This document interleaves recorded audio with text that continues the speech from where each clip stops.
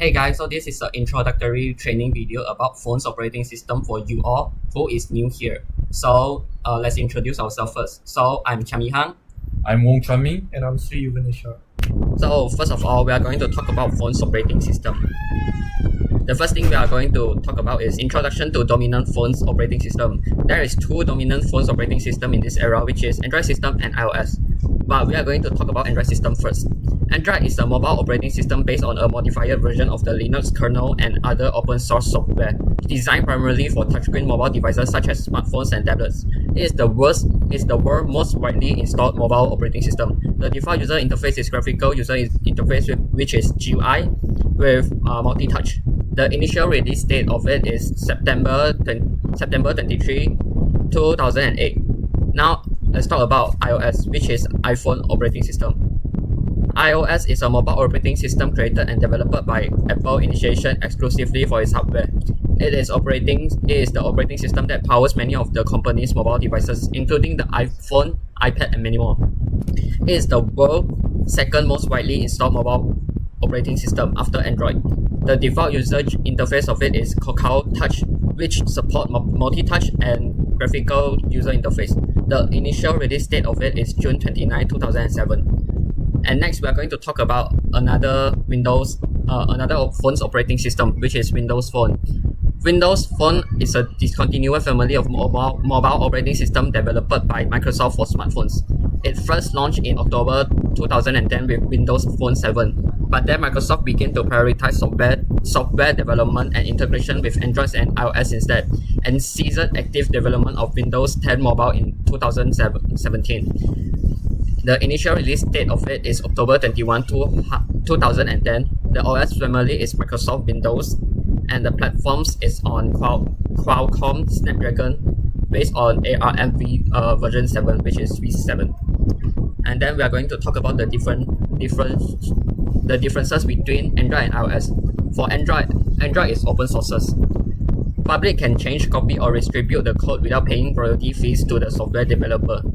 But for iOS, it's closed source. The source code is not released to the public. And then for Android again, it's highly customizable. User can change the launchers, the icons, widgets, and even install apps from outside of the Google Play Web Store. For example, you can download apps from your browser and other applications. For iOS, it's more restricted because users have limited customization and can only install apps from the App Store unless the device itself is jailbroken. And for Android runs on many brands such as Xiaomi, Samsung, Oppo, and many more, giving users a wide range of choices and prices. But for iOS only run on Apple devices, which is iPhone and iPad and probably MacBook, meaning tighter control performance and design. And then I'm gonna pass to Wong Chanmi to talk about how the simple way to install application on different operating system. Thank you, Sham. Now I'm gonna explain about basic method of installing application. So for the Android, open the Play Store application, search the app that you want at the search bar, tap install button, the app downloads and install automatically. For the iOS, open the App Store, search the app that you want, tap the get or download button, and the app will install automatically after you confirm the Face ID, Touch ID, or Apple password. That's all for me.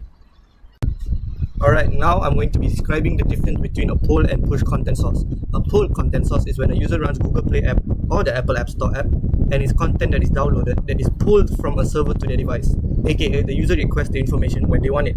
Push contents mean when the user purchases app on their laptop or desktop and then it is pushed to their device or iOS device. The server or sender delivers the information automatically, and that is all from me.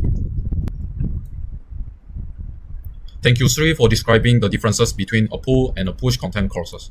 Now I'm going to demonstrate two common elements can be found and creating folder in an Android device.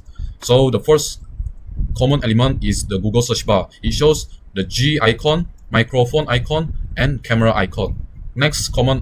Second common element can be found is date and time widget. So the top shows today's date and the bottom shows current time.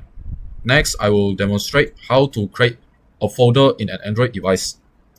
So as you can see, there's a lot of app in this page. Now I'm gonna combine it in one folder.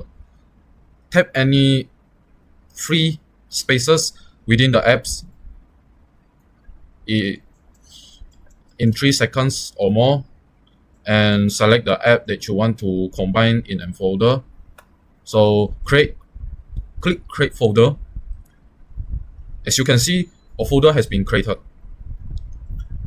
If you want to rename the folder, you can also rename it.